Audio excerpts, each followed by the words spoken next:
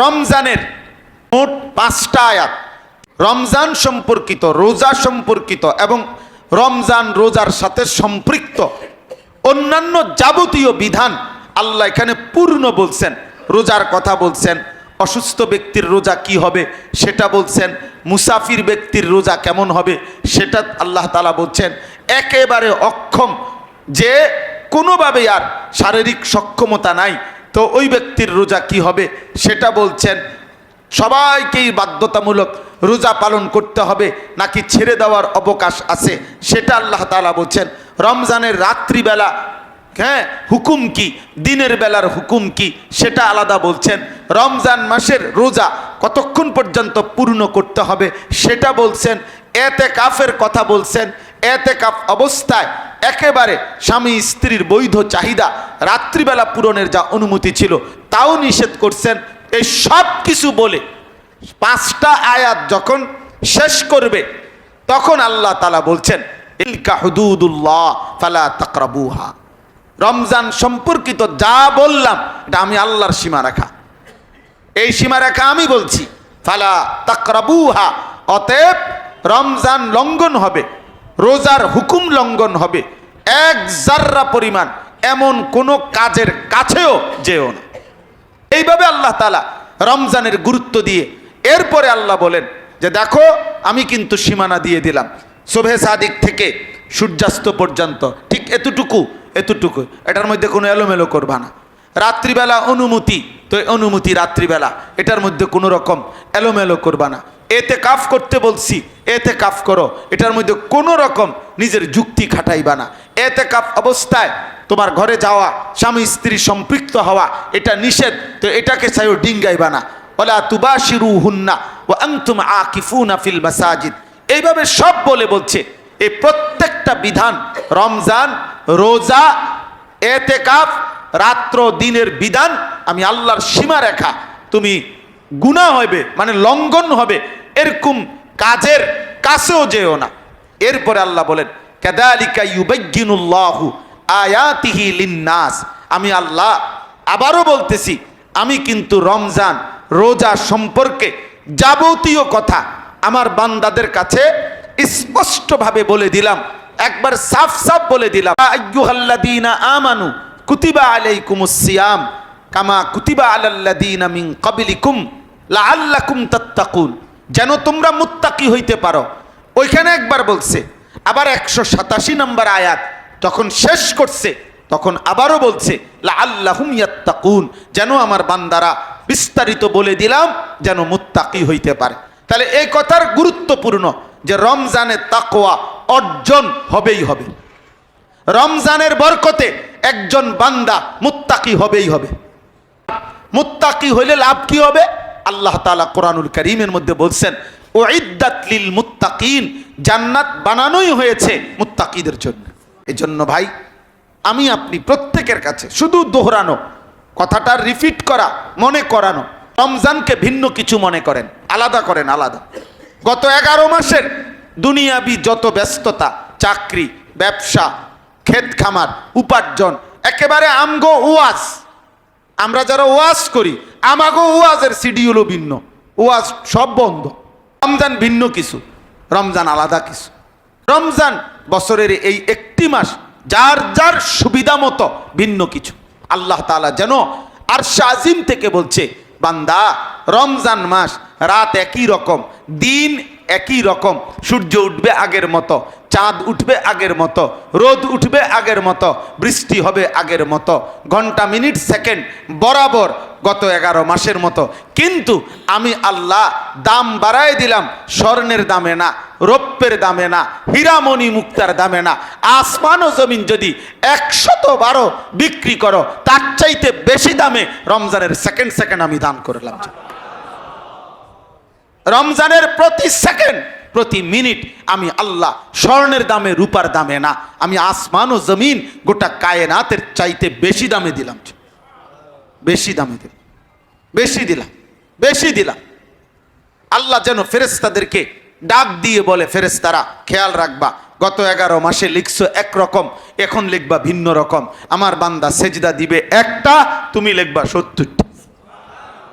না না, সুবহানাল্লাহ শেষ হয়েছে না এখনো, 70টাও না। ফেরেশতার দায়িত্ব হইল 70টা লেখবার আগে আবার আল্লাহর দিকে তাকাইতে হয়, জিজ্ঞাসা করতে হয়, আল্লাহ 70ই লিখতাম। আল্লাহ তাআলা বলে রাখো রাখো, ওয়েট, ওরে দেখে লো একটু। ও হে না, আচ্ছা। তা আল্লাহ তাআলা দেখে, আচ্ছা তার রমজানের সাথে সাথে গুনাহমুক্ত হালাত কি, দিলের অবস্থা কি, তাকওয়ার হালাত কি, আমি আল্লাহর মহব্বতটা কেমন, আল্লাহ সবটা পলকের মধ্যে যেন এক নজর দেখে আল্লাহ তাআলা এবার ফেরেশতারে বলে, না 700 লেখো, 7,000 লেখো, 70,000 লেখো, 7 লাখ লেখো, 70 লাখ লেখো, 7 কোটি লেখো, 70 কোটি লেখো, 70,000 কোটি লেখো। কখনো কখনো মালিকের রহমের দুয়ারে, রহমের সাগরে যখন জোশ ওঠে, তো আল্লাহ বলে, ফেরেশতা তুমি রাখো, সাআকতুবু, আমি আল্লাহ লিখবো, আমি লিখবো। তুমি রাখো, তুমি পারতা না, তুমি কুলাইতা না। এক সেজদায় আমি আল্লাহ তাআলা, আমি আল্লাহ আমার শান মতো দেব, শান আনা আজিসি বিহি, আমি দেব, তুমি পারতা না। এজন্য রমজান ভিন্ন কিছু। শুরু তো আল্লাহ বলছে আমি তোমারে মুত্তাকি বানাবো, শেষে আবার বলছে বান্দা তোকে মুত্তাকি বানায় দেব, তাকওয়া দিয়েই দেব বান্দা। এই মুহূর্তে আমরা যারা মুমিন মুসলমান, যাদের আখিরাত প্রত্যাশা, জীবনটা যারা আখিরাতের রঙে সাজাতে চায়, তাদের সবচেয়ে বড় প্রত্যাশা হলো মাহে রমজান। আমাদের সবার ধ্যান জ্ঞান মাহে রমজান। মাহে রমজানকে কিভাবে কাটাবো এই আশায় আল্লাহর কাছে দোয়া করা, এবং মাহে রমজানকে ইবাদত আমলে, বিশেষ করে ইনফেরাদি ইবাদত, ব্যক্তিগত ইবাদত আমল বেশি করার উদ্দেশ্যে আলাদা করা, এটা যুগ যুগ ধরে বুজুর্গানে দ্বীনের আমল। প্রিয় নবী সাল্লাল্লাহু আলাইহি ওয়াসাল্লাম সারা বছর তিনি শতভাগ আল্লাহ তাআলার ইবাদত করতেন, এটা আমরা সবাই জানি। নবী সাল্লাল্লাহু আলাইহি ওয়াসাল্লাম সর্বদাই সমান তালে পূর্ণ ইবাদত করতেন। কানা রাসূলুল্লাহ সাল্লাল্লাহু আলাইহি ওয়াসাল্লাম ইয়াযকুরুল্লাহ তাআলা ফি কুল্লি আহইয়ানিহি। রাসূলুল্লাহ সাল্লাল্লাহু আলাইহি ওয়াসাল্লাম সর্বদাই আল্লাহ তাআলার জিকির করতেন। আম্মা জান আয়েশা রাদিয়াল্লাহু তাআলা আনহা বর্ণনা করেছেন। এবং নবী সাল্লাল্লাহু আলাইহি ওয়াসাল্লামের সকল কিছুই পূর্ণাঙ্গ ছিল। এরপরেও কমপক্ষে 2 মাস টানা রমজানের আগে, রজব এবং শাবান, আল্লাহ নবী সাল্লাল্লাহু আলাইহি ওয়াসাল্লাম মাহে রমজানের আশায়, রমজান পাওয়ার উদ্দেশ্যে আল্লাহ তাআলার কাছে লাগাতার দোয়া করতে থাকতেন। তাহলে এর দ্বারা স্পষ্ট বোঝা যায় যে যিনি পূর্ণ ঈমান আমলের অধিকারী, তিনিও মাহে রমজানকে এতটা প্রত্যাশা করতেন, তাহলে আমাদের জন্য কি পরিমাণ কামনা করা উচিত, আমাদের জন্য কি পরিমাণ রমজানকে চাওয়া উচিত। রাসূলুল্লাহ সাল্লাল্লাহু আলাইহি ওয়াসাল্লামের এই আমল থেকে এটা আমাদের জন্য অনেক বড় সবক, যে আমাদেরও উচিত প্রতিদিন দিল থেকে রমজান প্রাপ্তির আশা করা, আল্লাহর কাছে দোয়া করা, আল্লাহ আমাদের সকলকে রমজান পর্যন্ত পৌঁছায় দেন। আল্লাহুম্মা বারিক লানা ফি রাজাব ওয়া শাবান ওয়া বাল্লিগনা রমাদান। নবী সাল্লাল্লাহু আলাইহি ওয়াসাল্লাম বছরের 11 মাস রমজান ব্যতীত প্রত্যেক মাসেই তিনি অনেকগুলো নফল রোজা রাখতেন। বিশেষ করে সোমবার এবং বৃহস্পতিবারে নফল রোজা রাখতেন। 13, 14, 15 এই 3 দিন চাঁদের আরবি হিসাবের তিনি নফল রোজা রাখতেন। জিলহজ মাসের প্রথম 9 দিন রোজা রাখতেন। আশুরা উপলক্ষে রোজা রাখতেন। কিন্তু এই নফল রোজার মধ্যে রাসূলুল্লাহ সাল্লাল্লাহু আলাইহি ওয়াসাল্লাম শাবান মাসে, রমজানের আগের মাসে, বাকি 11 মাসের চাইতে সবচেয়ে বেশি নফল রোজা শাবান মাসে রাখতেন। নবী সাল্লাল্লাহু আলাইহি সাল্লামের স্ত্রীগণ বলতেন যে মাঝে মাঝে শাবান মাসে এভাবে রোজা শুরু করতেন মনে হইতো যেন আমরা ভাবতাম যে না জানি এবার রমজান একবারে শেষ করে তারপরে থামবে, মাঝখানে মনে হয় আর বিরতি দিবে না, এরকম ভাবতাম। কিন্তু রমজানের 2 দিন 3 দিন আগে সামান্য কয়েকদিন বিরতি দিতেন, যাতে করে রমজানের জন্য প্রস্তুতি পূর্ণ হয় এবং আলাদা বোঝা যায় ফরজ এবং নফল রোজার মধ্যে। রাসূলুল্লাহ সাল্লাল্লাহু আলাইহি ওয়াসাল্লামকে জিজ্ঞেস করা হয়েছে, আপনি শাবান মাসে এত বেশি নফল রোজা কেন রাখেন? নবী সাল্লাল্লাহু আলাইহি ওয়াসাল্লাম উত্তর দিয়েছেন, তাযীমান লিরমাদান, রমজানের সম্মানার্থে। তাহলে বোঝা গেল আমলগতভাবে একে তো মুখে বলতেন যে রমজানের জন্য 2 মাস আল্লাহর কাছে কামনা করতেন, আর দ্বিতীয়ত আমলের মাধ্যমেও নফল রোজা অনেক বেশি রাখার মাধ্যমেও প্রমাণ দিতেন যে তিনি রমজানের প্রতি কি পরিমাণ প্রত্যাশা। তাহলে এই জন্য আমাদেরও এখন প্রত্যেকের উচিত রমজানের আগে একটু বেশি পরিমাণ নফল রোজা রাখার চেষ্টা করা এবং এই দোয়াটা করতে থাকা। দোয়াও করবেন, চেষ্টা করবেন। স্বাভাবিকভাবে আলহামদুলিল্লাহ অনেকেই আছেন যারা সোমবার বৃহস্পতিবারে রোজা রাখেন, বাকি আরো একটু পরিমাণ বাড়াইয়া মাহে রমজানকে সামনে রেখে রমজানের সম্মানার্থে আমাদের উচিত নফল রোজা আরো কিছু বেশি রাখা। আমরা সবাই চেষ্টা করব ইনশাআল্লাহ। 3 নাম্বার হলো রাসূলুল্লাহ সাল্লাল্লাহু আলাইহি ওয়াসাল্লাম রমজানের পূর্বেই সাহাবায়ে কেরামকে, হযরত সালমান ফারসি রাদিয়াল্লাহু তাআলা আনহু থেকে বর্ণিত, রমজানের পূর্বেই নবী সাল্লাল্লাহু আলাইহি সাল্লাম সাহাবাদেরকে রমজান সম্পর্কে বিস্তারিত দিক নির্দেশনা দিতেন, খুতবা দিতেন। মানে রমজানের উপরে লম্বা চূড়া সবকিছু বলতেন। হযরত সালমান রাদিয়াল্লাহু তাআলা আনহু এটা বর্ণনা করেছেন। তাহলে এই হিসাবে এটাও উচিত যারা ইমাম খুতাবা তারাও আলহামদুলিল্লাহ রমজানের আগেই রমজান সম্পর্কিত যাবতীয় দিক নির্দেশনা ইতিমধ্যেই মুসল্লিদের মাঝে, শ্রোতাদের মাঝে ওলামায়ে কেরাম ব্যাপকভাবে বলা শুরু করছে, বলতেছে। এখনই আপনাদেরও আমাদেরও সকলের উচিত রমজানের আগেই রমজানের বিস্তারিত মাসআলা, রমজানের মধ্যে আমার জন্য মৌলিক বিধিবিধান কি, এতটুকু জানা, বুঝে নেওয়া, এটাও আমাদের নবী সাল্লাল্লাহু আলাইহি ওয়াসাল্লামের এই আমল থেকে আমাদের জন্য একটি করণীয়। আমাদের উচিত যে রমজানটা কি, রোজাটা কি, এটার বিধানটা কি, কেমনে হইল, কেমনে আসলো, এখানে আমার জন্য কি কি হুকুম, কোন অবস্থায় কোন হুকুম, মোটা দাগে অল্প কিছু কথাও যদি আমরা পড়ে নেই, শুনে নেই, বুঝে নেই, তাহলে নিজের জন্য ভালো। এটা আমাদের উচিত। পৃথিবীর সব বিষয়ে আমরা জানতে চেষ্টা করি, কিন্তু আমাদের একটা দুর্ভাগ্য হলো আমরা দ্বীনি আমলের ক্ষেত্রে আমাদের জানার প্রেরণা কম। এই মনে করেন একেবারে বুড়া মানুষ, 60, 70, 80 বছরের মানুষও খবরের কি বলছে এটা শুনতে আগ্রহী, অথচ ওনার পৃথিবীতে এখন আর ওনার কোনো তেমন কাজ নাই, ওনারে কেউ জিজ্ঞাসাও করে না, উনি কোনো মতামত দেওয়ার মতো সক্ষমতাও রাখে না, কিন্তু এরপরেও ওনার জানার আগ্রহ, উনি আজকের কি খবর, দেশের কি খবর। তাইলে প্রতিদিনকার দুনিয়াবি খবর জানতে যদি এতটা আগ্রহী হই, তো আমার যেই ইবাদতের উপরে আমার আখেরাত, আমার যেই ইবাদতের উপরে আমার জান্নাত কিংবা জাহান্নাম, তো সেইটা সম্পর্কে আরেকটু মনোযোগ দিয়ে আন্তরিকভাবে মজবুতির সাথে খবর নেওয়া, জানা, শোনা, বুঝা, এটা আমাদের উচিত না?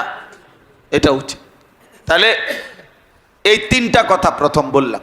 1 নাম্বার রাসূলুল্লাহ সাল্লাল্লাহু আলাইহি সাল্লামের আমল হিসাবে রমজানের জন্য দোয়া করতে থাকা। 2 নাম্বার কিছু বেশি পরিমাণে নফল রোজা রাখার চেষ্টা করা। 3 নাম্বার রমজান সম্পর্কিত মাসআলা, মাসাইল, ফজিলত, গুরুত্ব শোনা, পড়া, বুঝতে চেষ্টা করা, জানতে চেষ্টা করা। আল্লাহ তাআলা আমাদেরকে তৌফিক দান করে। যুগ যুগ ধরে বুজুর্গানে দ্বীনের আমল ছিল।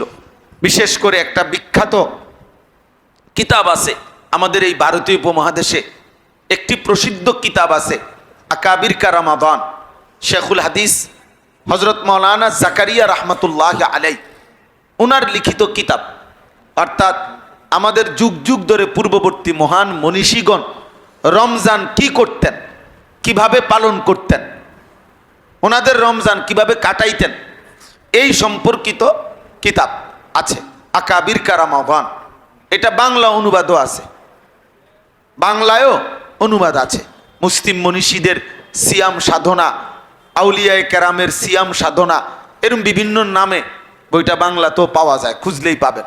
জাকারিয়া রহমতুল্লাহ আলাইহের লিখিত কিতাব এটা। সেখানে তিনি আলাদা আলাদাভাবে লম্বা এক এক বুজুর্গের রমজান কিভাবে আদায় করছেন সেই সম্পর্কে আলোচনা উল্লেখ করেছেন।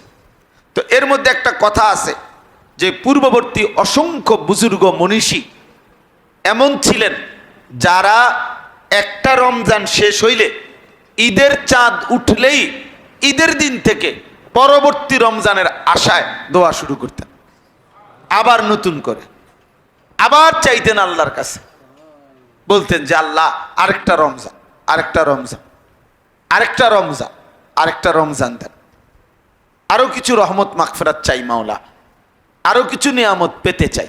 এই ছিল বুজুর্গানে দ্বীনের আমল। শেখুল হাদিস হযরত মাওলানা জাকারিয়া রহমতুল্লাহ আলাই জগৎ বিখ্যাত বুজুর্গ ছিলেন, মুহাদ্দিস ছিলেন, আলেম ছিলেন, ফকিহ ছিলেন এবং অনেক বড় আহলুল্লাহ আল্লাহওয়ালা ছিলেন।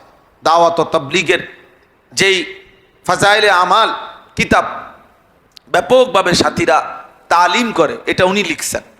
এবং দাওয়াত ও তাবলীগের শুরুতে হযরত জি মাওলানা ইলিয়াস রহমতুল্লাহ আলাই সার্বিক কার্যক্রমের সকল কিছু সাজানো, সকল কিছু লিখা, সকল বিষয়ের পূর্ণ সহযোগী ছিলেন হযরত মাওলানা ইলিয়াস রহমতুল্লাহ। সাথে এই শেখুল হাদিস হযরত মাওলানা জাকারিয়া রহমতুল্লাহ, যেহেতু উনি ওনার ভাতিজা, মানে ইলিয়াস রহমতুল্লাহ আলাইহির ভাতিজা হলেন শেখুল হাদিস হযরত মাওলানা জাকারিয়া রহমতুল্লাহ আলাইহি, ইয়াহইয়া কান্দলুভি রহমতুল্লাহ আলাইহির ছেলে। তো এত বড় বুজুর্গ ছিলেন, 60 বছর এক টানা আল্লাহ রসুল সাল্লাল্লাহু আলাইহি ওয়াসাল্লামের হাদিস পড়াইছেন। ইন্ডিয়ার ভারতের বিখ্যাত এলাকা সাহারানপুরের শেখুল হাদিস আজীবন হাদিস পড়াইছেন। দিল্লির জামে মসজিদে হাদিস পড়াইছেন। রসুলুল্লাহ সাল্লাল্লাহু আলাইহি সাল্লামের রওজায়ে আতহারের সামনে মদিনা মুনাওয়ারায়ও দীর্ঘ বছর তিনি আল্লাহ রসুল সাল্লাল্লাহু আলাইহি সাল্লামের হাদিস পড়াইছেন। এত বড় বুজুর্গ ছিলেন যে সারা পৃথিবীব্যাপী ওনার হাজার হাজার তালেবে ইলম ছাত্র ছিল, হাদিসের ছাত্র একদিকে, আরেকদিকে সারা বিশ্বব্যাপী তরিকত, তাসাউফ, আধ্যাত্মিকতার ক্ষেত্রেও ওনার মুরিদ, ভক্ত, আশেকান এরকম ছিল হাজার হাজার। বিশেষ করে ওনার সবচেয়ে বেশি ভক্ত, খুলাফা, মুরিদ আফ্রিকা মহাদেশে এখনো আছে। এখনো আফ্রিকায় সবচেয়ে বেশি ভক্ত শেখুল হাদিস হযরত মাওলানা জাকারিয়া রহমতুল্লাহ আলাইহি। তো এই ব্যাপক ভক্ত ছাত্র এরা সারা বছর সাহারানপুর উনি যেখানে থাকতেন ওইখানে আসতেন, ওনার সাথে দেখা সাক্ষাৎ মুলাকাত বিভিন্ন উদ্দেশ্যে ওনার কাছে তালেবে ইলম এবং এমনে তরিকতের মুরিদ ভক্ত তারাও আসতেন সারা বছর। ফলে সাহারানপুর রেল স্টেশনে যারা কুলি ছিল, এই কুলিরাও আপনার মানুষের দাড়ি টুপিওয়ালা চেহারার লোক দেখলেই বুঝতেন যে ওনারা জাকারিয়া রহমতুল্লাহর খানকায় যাবে, সাহারানপুরের ওখানে যাবে। তো কুলিরাই আগাইয়া বলতেন যে আপনারা জাকারিয়া রহমতুল্লাহ ওনার নাম বলে বলতেন যে ওনার ওখানে যাবেন, চলেন। তো ওনারা নিয়ে যাইতেন, সবাই চিনত। কিন্তু আমার বলার উদ্দেশ্য কি কথা, বলার উদ্দেশ্য হলো এত ব্যস্ত মানুষ ছিলেন, প্রতিনিয়ত তিনি হাদিস পড়াইতেন, তিনি আধ্যাত্মিকতার সাধনা করতেন, অসংখ্য দ্বীনি কাজ যিনি আঞ্জাম দিতেন। কিন্তু প্রত্যেক বছর যখন রমজান আসতো, রমজানের চাঁদ উঠত, তো গোটা পৃথিবীর সাথে তিনি সম্পর্ক ছিন্ন করে ফেলতেন। একেবারে সম্পর্ক একেবারেই একদম সম্পর্ক ছিন্ন করে ফেলতেন। শুধু দরজা লাগায়া একান্ত ইনফেরাদি ইবাদত, জিকির, তেলাওয়াত, দোয়া, কান্নাকাটি, আল্লাহ তাআলার ইবাদত, 5 ওয়াক্ত নামাজের জামাত আর রোম কামরায় লাগাতার তিনি পুরাটা মাস একান্ত ব্যক্তিগত ইনফেরাদি আমলের মধ্যে লেগে থাকতেন। তো এই জন্য তখন ওই রমজানের চাঁদ উঠার পর রমজান মাসে যদি কোনো ভক্ত, তার ছাত্র, যে কেউই সাহারানপুর স্টেশনে আসতো দেখা করার জন্য ভুলক্রমে মনে করেন, তখন ওই কুলিরা দেখলেই যখন বুঝতো যে জাকারিয়া রহমতুল্লাহর কাছে যাবে, তো কুলি আগাইয়া এসে বলতো, ইন্না লিল্লাহ, আপনি জানেন না শায়েখের এখন রমজান মাস? এই কথাটা বলতেছে। অর্থাৎ কুলিরা পর্যন্ত জানতো যে তিনি রমজান মাসে কারোর সাথে কি করে না, সাক্ষাৎ করে না। রমজান মানে পৃথক হয়ে যাইতেন, একদম বিচ্ছিন্ন হয়ে যাইতেন, দুনিয়া থেকে আলাদা হয়ে যাইতেন। এজন্য এটা বললাম, যুগ যুগ ধরে মুহাদ্দিসিনে কেরাম, উলামায়ে কেরাম, আউলিয়ায়ে কেরাম, আল্লাহর প্রিয় বান্দাদের কাছে রমজান ভিন্ন কিছু, রমজানের আলাদা ভিন্নতা। গোটা 11 মাসের রুটিন, গোটা 11 মাসের নিজের কার্যক্রম যা যেমনে ছিল, রমজান মাসে তার ব্যতিক্রম। আমার শায়েখ আল্লামা মুফতি মুশতাকুন নবী কাসিমি হুজুরের একটা প্রিয় পছন্দের একটা কিতাব আছে, যেটা শায়েখ খুব বেশি তালিম করে, সেটার নাম হলো ফিকহুল আদইয়া ওয়াল আযকার। দেখবেন সুবহানাল্লাহ, আলহামদুলিল্লাহ, বিভিন্ন তাসবিহাতের ফজিলত বলতে গিয়ে শায়েখ একটা কিতাব বারবার খুলে, ওইখান থেকে খুলে খুলে পড়ে শোনায়। এই কিতাবের মধ্যে আছে যে ইমাম মালিক রাহমাতুল্লাহর মতো জগৎ বিখ্যাত ইমাম মুহাদ্দিস, যিনি মুজতাহিদ ছিলেন, মালিকি মাযহাবের যিনি ইমাম ছিলেন, ইমামু দারিল হিজরা, মদিনার ইমাম ছিলেন, মসজিদে নববীর ইমাম ছিলেন, মদিনার মুফতি ছিলেন, এই সকল কিছু শত ব্যস্ততা থাকার পরেও রমজান মাস আসলে ইমাম মালিকের মতো বুজুর্গ হাদিসের দর্স বন্ধ করে দিতেন, হাদিসের দর্স বন্ধ করে দিতেন এবং একাকী কোরআনুল কারীমের তিলাওয়াতে ডুবে যাইতেন। আলহামদুলিল্লাহ। এই জন্য এই মাত্র আমি আপনার শায়েখের সাথে এখন ভাত খাইছি, তো এখন আমারে বলছে, বলছে যে রমজান মাস আসতেছে, যদি 10 দিনে মানে ব্যস্ততা বুঝি না, কমপক্ষে যদি 3 খতম কোরআন শরীফ না পড়েন তাহলে কোনো কথা নাই। এখনো বলছে আমগো। তার মানে এই যে একটা ব্যস্ততা, রমজানকে ঘিরে ভিন্ন কিছু, রমজানকে ঘিরে মুমিনের আলাদা প্রস্তুতি, শুধু আখেরাতের প্রস্তুতি, শুধু আখেরাতের প্রস্তুতি, নিজেকে আলাদা করা এবং ইবাদত, ইনফেরাদি ব্যক্তিগত আমলের মধ্যে ডুবে থাকা। আল্লাহ তাআলা যেন বান্দার প্রতি এটা চাচ্ছে। এই জন্য আল্লাহ তাআলা বলছে, শুরু রমজান থেকেই তুমি ইবাদতে লেগে যাও, আর ইবাদতের স্বাদ আর মজা পাইতে পাইতে 20 রমজান পর্যন্ত আসতে আসতে একদম ঘর পরিবার বউ বাচ্চা ছেড়ে আমার কাছে চলে আসো বান্দা, একবার মসজিদে ঢুকো, আমার কাছে আসো, এতেকাফ করো, একবারে বেডিং পত্র নিয়ে আমার কাছে চলে আসো। শেষ কয়টা দিন নিবিড়ভাবে নীরবে শুধু আমি আল্লাহকে নিয়ে ডুবে থাকো, আমি আল্লাহকে নিয়েই পড়ে থাকো, আমার কদমের কাছেই বসে থাকো, আমারই শুধু ডাকতে থাকো। দেখবা আমি আল্লাহ মাস শেষ হইতেই নতুন ঈদের চাঁদ উঠাইবার সময় তোমাকে শতভাগ গুনাহমুক্ত করে জান্নাতি ঘোষণা দিয়ে দেব। এজন্য আল্লাহ তাআলা এইভাবে এটা সাজাইছেন, আল্লাহ তাআলা সাজাইছেন। রাসূলুল্লাহ সাল্লাল্লাহু আলাইহি ওয়াসাল্লাম তিনি আজীবন মৃত্যু পর্যন্ত শেষ দশকে এতেকাফ করছেন। রমজানের পূর্ণতা এটা, আল্লাহ তাআলা বলছেন, আশ্চর্য একটা কথা আছে, তাফসীরের মধ্যে আছে, আল্লাহর সমস্ত বিধান হুদুদ, মানে যেটা আদেশ করছেন এটার একটা সীমারেখা বলছেন, যেটা নিষেধ করছেন এটা আল্লাহর একটা সীমারেখা। আল্লাহর নিষেধ তুমি ওইদিকে যাইও না, আল্লাহর আদেশ এর চাইতে তুমি বাইরো না। তো কোরআন শরীফে এই দুইটা শব্দই কোরআনে আছে। একটা হলো তিলকা হুদুদুল্লাহ ফালা তাকরাবুহা, নিষিদ্ধ বস্তুর বেলায় আল্লাহ বলছে এটা আল্লাহর সীমারেখা, তুমি এই সীমারেখার মানে এই নিষিদ্ধতার কাছেও যেও না। এলে এক। আর কোথাও আছে তিলকা হুদুদুল্লাহ ফালা তা'তাদুহা, আদেশ করছে যেটা পালন করতে, সেখানে বলছে এটা আল্লাহর সীমারেখা, তুমি এর চাইতে আবার আগে বাইরো না, মানে বেশি করো না। বেশি আমি কইছি 4 রাকাত, তুমি 6 রাকাত পড়তে যাও। আমি বলছি 2 সেজদা, তুমি 3টা দিও না। বুঝেন নাই কথাটা? অর্থাৎ আদেশের ক্ষেত্রেও সীমা লঙ্ঘন করো না, আবার নিষেধের ক্ষেত্রেও কাছেও যেও না।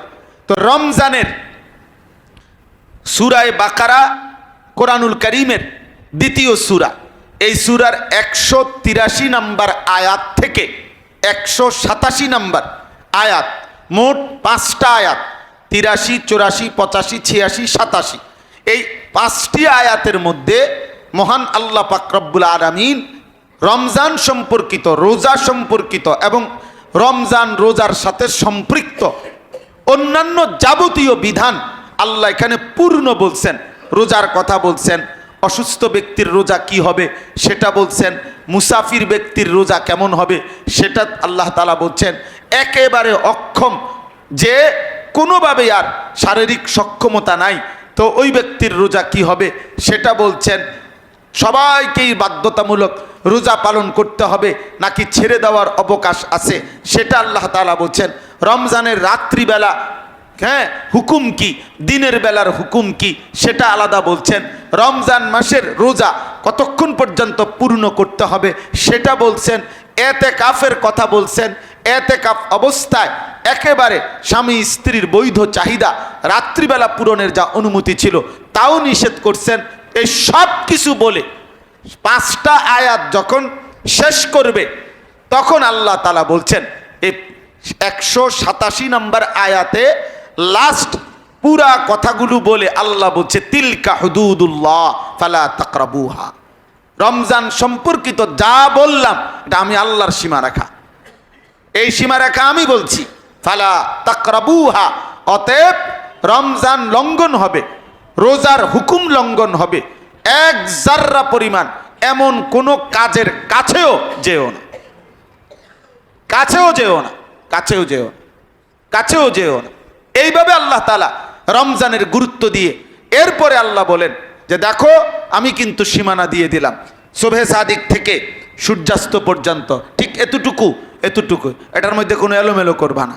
রাত্রিবেলা অনুমতি, তো অনুমতি রাত্রিবেলা, এটার মধ্যে কোনো রকম এলোমেলো করবা না। এতেকাফ করতে বলছি, এতেকাফ করো, এটার মধ্যে কোনো রকম নিজের যুক্তি খাটাইবা না। এতেকাফ অবস্থায় তোমার ঘরে যাওয়া, স্বামী স্ত্রী সম্পৃক্ত হওয়া এটা নিষেধ, তো এটাকে চাইও ডিঙ্গাইবা না।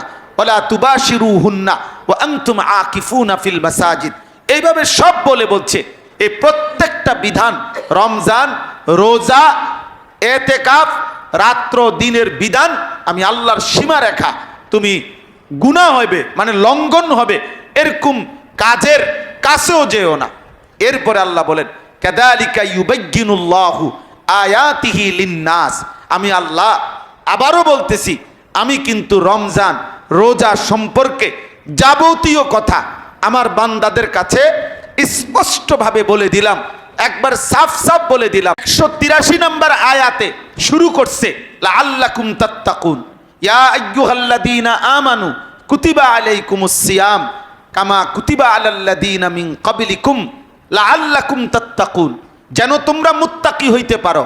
ওইখানে একবার বলছে, আবার 187 নম্বর আয়াত যখন শেষ করছে তখন আবারও বলছে লাআল্লাহুম ইয়াত্তাকুন, যেন আমার বান্দারা বিস্তারিত বলে দিলাম যেন মুত্তাকি হইতে পারে। তাহলে এই কথার গুরুত্বপূর্ণ যে রমজানের তাকওয়া অর্জন হবেই হবে, রমজানের বরকতে একজন বান্দা মুত্তাকি হবেই হবে। কথা হইল যথাযথ নিয়ম অ্যাপ্লাই করে, যথাযথ কথাগুলো মেনে নেওয়া। তাহলে আর মুত্তাকি হইলে লাভ কি হবে? আল্লাহ তাআলা কোরআনুল কারীমের মধ্যে বলছেন উইদ্দাত লিল মুত্তাকিন, জান্নাত বানানোই হয়েছে মুত্তাকিদের জন্য।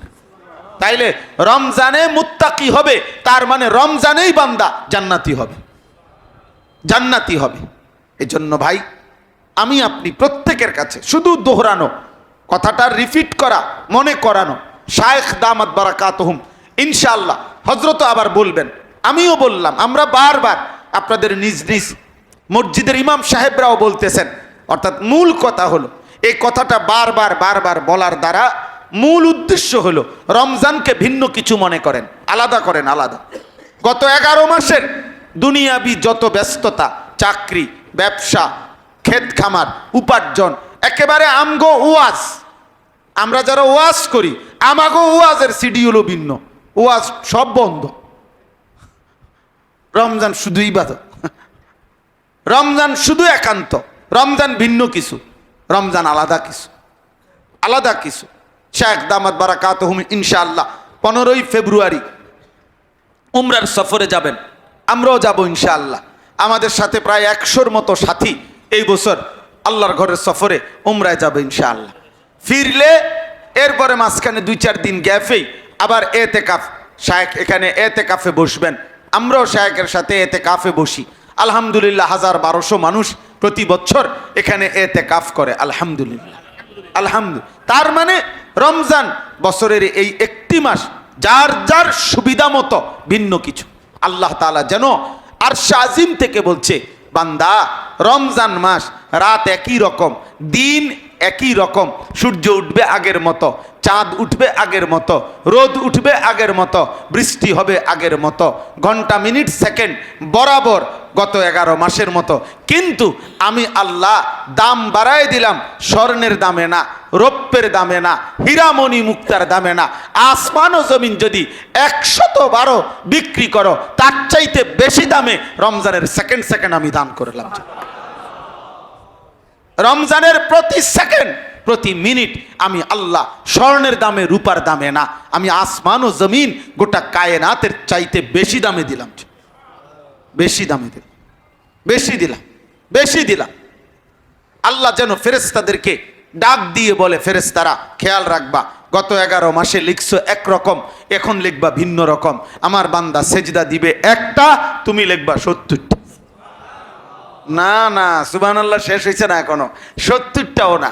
ফেরেশতার দায়িত্ব হইল 70টা লেখবার আগে আবার আল্লাহর দিকে তাকাইতে হয়, জিজ্ঞাসা করতে হয়, আল্লাহ 70ই লিখতাম। আল্লাহ তাআলা বলে, রাখো রাখো, ওয়েট, ওরে দেখে লো একটু, ও হে না, আচ্ছা। তো আল্লাহ তাআলা দেখে, আচ্ছা তার রমজানের সাথে সাথে গুনাহমুক্ত হালাত কি, দিলের অবস্থা কি, তাকওয়ার হালাত কি, আমি আল্লাহর মহব্বতটা কেমন, আল্লাহ সবটা পলকের মধ্যে যেন এক নজর দেখে আল্লাহ তাআলা এবার ফেরেশতারে বলে, না 700 লেখো, 7000 লেখো, 70,000 লেখো, 7 লাখ লেখো, 70 লাখ লেখো, 7 কোটি লেখো, 70 কোটি লেখো, 70,000 কোটি লেখো। কখনো কখনো মালিকের রহমের দুয়ারে, রহমের সাগরে যখন জোশ ওঠে, তো আল্লাহ বলে, ফেরেশতা তুমি রাখো, সাআকতুবু, আমি আল্লাহ লিখবো, আমি লিখবো, সাআকতুবু, আমি লিখবো, রাখো, তুমি রাখো, তুমি পারতা না, তুমি কুলাইতা না। এক সেজদায় আমি আল্লাহ তাআলা, আমি আল্লাহ আমার শান মতো দেব, শান আনা আজিসি বিহি, আমি দেব, তুমি পারতা না। এজন্য রমজান ভিন্ন কিছু। শুরু তো আল্লাহ বলছে, আমি তোমারে মুত্তাকি বানাবো, শেষে আবার বলছে, বান্দা তোকে মুত্তাকি মুত্তাকি বানায় দেব, তাকওয়া দিয়েই দেব বান্দা। একটা মূল নীতি মনে রাখতে হবে, একটা মূল কথা, যে আল্লাহ, একথা দিলের মধ্যে ইয়াকিন রাখতে হবে যে আল্লাহ পাক মূলত বান্দাকে মাফ করতে চায়, জান্নাত দিতে চায়। ওই আমি এটা বোঝার জন্য কালকেও বলছিলাম যে আমার কাছে একটা লোক কিছুদিন আগে অনেকবার উনি আমার কাছে মাহফিল চাইছে, তো বারবারই উনি আর আমি কইছি, আচ্ছা আইয়েন দিমু, আচ্ছা আমি আসলেই ব্যস্ততার কারণে আমি সবাই ধাক্কাধাক্কি করে কথা বলতে, কিন্তু ধৈর্য কুলাইতেও পারি না, সময়ও কুলাইতে পারি না আমরা। তো পরে উনি আমার কিছুদিন আগে আইসা একটা কথা বলছে, হুজুর আমি এই পর্যন্ত অনেকবার আসছি, এখন আপনি আগে আমার একটা কথা, আজকে মাহফিল না, একটা কথা শুধু বুঝতে আইছি যে পরিষ্কার আপনি আমার আগে এটা বলেন, আসলে আপনি আমারে মাহফিল দিবেননি, এটা কর। হুদা যদি না দেন তো এই আপনি এই ঘুরে গেড়াই এইতান কইয়া দরকার কি আমার? আপনি এটা ক্লিয়ার করেন যে আমি দিতাম না আপনারে, তাইলে আর আমি জামের। তখন আমি বুঝছি যে এই লোক তো ভেজাইলা লোক, যে আমি বলছি না না না ভাই ঠিক আছে ভাই, আমি দিমু আজকেই দিমু, জান এখনই দিমু। তো এই যে একটা কথার কথা আবেগ, যে সে বুঝতে চাইছে আসলে আপনার বিতর্কিতা এটা কম কথার কথায় বললাম আর কি। তো আল্লাহ পাককে যদি আমরা জিজ্ঞেস করি, মাওলা আসলে আমার ব্যাপারে আপনার বিতরে কথাটা কি, আপনি এইটা কর, আপনি সাফ কথা কর। আল্লাহ তাআলা বলবে, বান্দা আমি কসম করে বলি আমার বিতরের কথা হলো আমি তোরে মাফ করতে চাই, জান্নাত দিতে চাই। কোনো না কোনো বাহানায় আমি চাই মাফ করে দিতে, আমি চাই জান্নাত দিতে পারে। আমার একটা বান্দা জাহান্নামে যাক, আমি আল্লাহ এটা চাই না। আমি কেন চাইব? যারে আমি নিজ হাতে যত্ন করে বানাইছি, আরে আমি জাহান্নাম দেব কেন? জাহান্নাম দেব কেন? নব্বি ইবাদি আন্নী আনাল গফুরুর রহিম। আল্লাহ বলছে, বন্ধু আমার বান্দাদেরকে বলে দেন, আন্নী আনাল গফুরুর রহিম, আমি আল্লাহ ভীষণ ক্ষমাশীল, আমি আল্লাহ তাআলা অনেক বেশি রহম করে নেওয়ালা।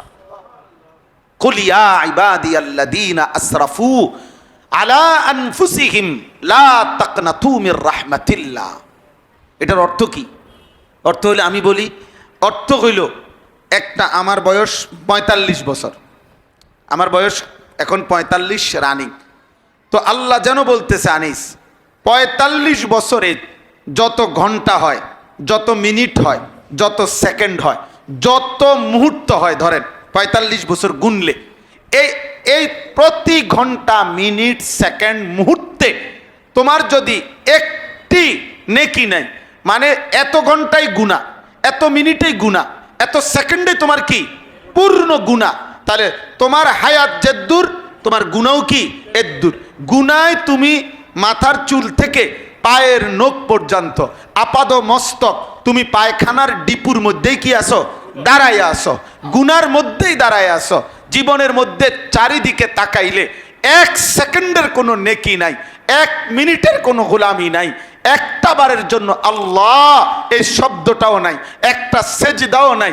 এমন বান্দা পায়খানার ডিপুর মধ্যে দাঁড়াইয়াও যদি মনে পড়ে আমি আল্লাহর কথা, তো তুমি গুনাহ ছেড়ে দিয়ে আমারে তওবা করে একটা ডাক দিবা, আমি সব মাফ করে দেব, সব। যাহ বান্দা, খালাস, কুল্লু খালাস। কুল ইয়া ইবাদিয়াল্লাযীনা আসরাফু আলা আনফুসিহিম লা তাকনাতু মির রাহমাতিল্লাহ। আয় না বান্দা, মাফ, সব মাফ। যা যা করেছো বান্দা, পুরা জিন্দিগি যদি গুনায় পূর্ণ করে ফেলো, হায়াতের প্রতি ঘন্টায় যদি গুনাহ, মিনিট, সেকেন্ড যদি গুনায় গুনায়, তোমার অস্তিত্বের প্রতিটা মুহূর্ত যদি গুনায় পূর্ণ হয়ে যায়, তবুও এমন মালিক থেকে নিরাশ হইও না।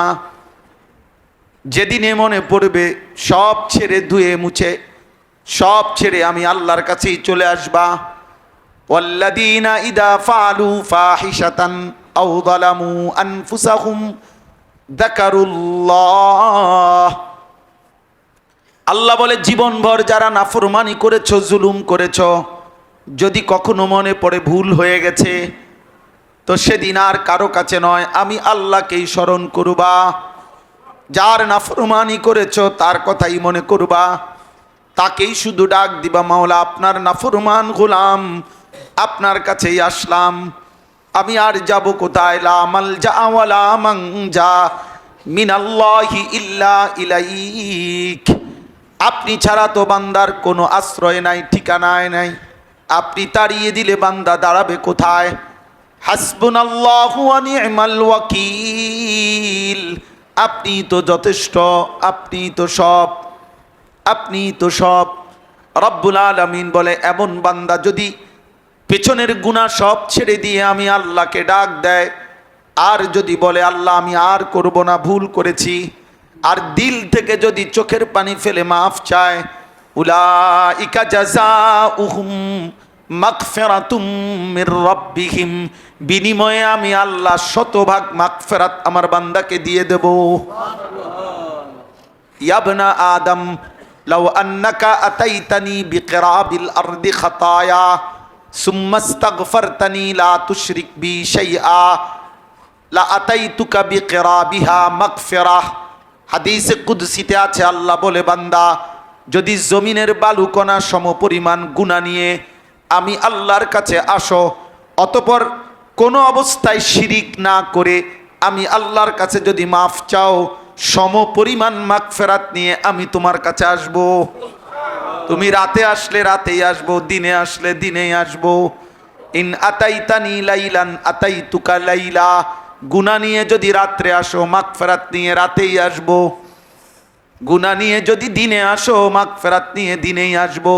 তুমি আসবে যখন আমিও আসবো তখন। সুবহানাল্লাহ। তুমি আসবা এক বিগত, আমি আসবো এক হাত। তুমি আসবা এক হাত, আমি আসবো দুই হাত। তুমি আসবে হাঁটতে হাঁটতে, আমি মালিক রহমত মাগফিরাত নিয়ে আসবো দৌড়তে দৌড়তে। ওয়া আনিবু ইলা রাব্বিকুম ওয়া আসলিমু লাহ। আল্লাহ বলেন, আল্লাহর দিকে ফিরে আসো, আল্লাহর আনুগত্য শুরু করো। মিন কাবিলি আন ইয়াতিয়াকুমুল আযাব, চূড়ান্ত মৃত্যু আসার আগে আগেই। সুম্মা লা তুনসারুন, আজরাইল মালাকুল মউত যদি চলে আসে আর সাহায্য করা হবে না। কে আসলে আর সাহায্য করা হবে না? এই আযাব বলতে এখানে মউত। আজরাইল আসলে আর হবে না। এখনই করো যা করো, যা করার এখনই করো। আল্লাহ আমাদেরকে তৌফিক দান করে। আমার ভাই, অতএব দয়া করে আমিও আপনিও প্রত্যেকেই এক আল্লাহওয়ালার সোহবতের সান্নিধ্যে এসেছেন, শুধু শুধু ঘোরাঘুরি করবেন না। আপনাদের কাছে অনুরোধ, অনেক সময় অনেকে কষ্ট করে আসেন, প্রয়োজনেও ঘোরেন, অপ্রয়োজনীয় হাঁটেন। এটা তো ঠিক না, এটা তো উচিত না। শুধু শুধু ঘোরাঘুরি, আপনি বসে থাকেন। যতজন উলামায়ে কেরাম কথা বলে আপনি তাকায়া থাকেন। একবারে মনে করেন, আমি প্রায় বলি যে একটা মাহফিলে ব্যক্তি বিশেষের জন্য বসবেন না, পুরা আল্লাহর কথা শোনার জন্য বসবেন। মনে করেন 90 বছরের বুড়া একজন হুজুর, উনি বয়ান করে, আপনি এক শব্দ বুঝেন নাই, কিন্তু আপনি শুধু মহব্বতে তাকায়া থাকবেন। কলিজার মধ্যে নূর যেটা দেওয়ার, এটা আসমানওয়ালা মালিক আপনার দিলে দিয়ে দিবেন। আপনার আমলে না দরকার, আপনার আখেরাতে না দরকার, আপনার দিল আলোকিত হওয়া না দরকার, আপনার আমলের তৌফিকে না দরকার। এটা জরুরি। এটা আমরা বুঝি না, অনেক সময় এটা বুঝি না। আমার খুলনার হজরত আরিফ বিল্লাহ হজরত মাওলানা মুফতি নুরুল আমিন সাহেব হজরত, অনেক দিন এটা আমি শুনছি। হজরত বলে, প্রয়োজনে কেউ নাই, কয় যে মাঝে মাঝে আপনি আপনার মসজিদের ইমাম সাহেবের সামনে 2 মিনিট 5 মিনিট ইমাম সাহেবের সামনে বসে থাকবেন, এমনি তাকায় থাকবেন ওনার দিকে। ইমাম সাহেব যদি জিজ্ঞাসা করে যে কেন আসছেন, বলে, না হুজুর কোনো কথা নাই, এমনি আসছি, শুধু আপনার একটু দেখতাম আইছি, আপনার সামনে 2 মিনিট বসছি, 5 মিনিট বসছি। হজরত বলছেন, কসম আল্লাহ, আল্লাহ তাআলা আপনার দিলের মধ্যে কিছু না কিছু নূর, আখিরাতের ফিকির, ইমানের জজবা দান করবে। যে আমার এক বান্দাকে মহব্বত করে, আমার মসজিদের ইমামকে মহব্বত করে বান্দা আসছে, যা তাকেও কিছু দাও, কিছু না কিছু মিলবেই, কিছু না কিছু মিলবেই। এজন্য আপনাদের কাছে আমার অনুরোধ, আপনারা সব সময় এখানেও অন্য জায়গায়ও শায়েখ দামাত বারাকাতুহুমের বয়ানে পুরা মনোযোগ দিয়া, দিল দিয়া শুনবেন। আর আমার কথা এতটুকুই যে মাহে রমজানকে টার্গেট করে ইনশাআল্লাহ ভিন্ন প্রস্তুতি নেবেন।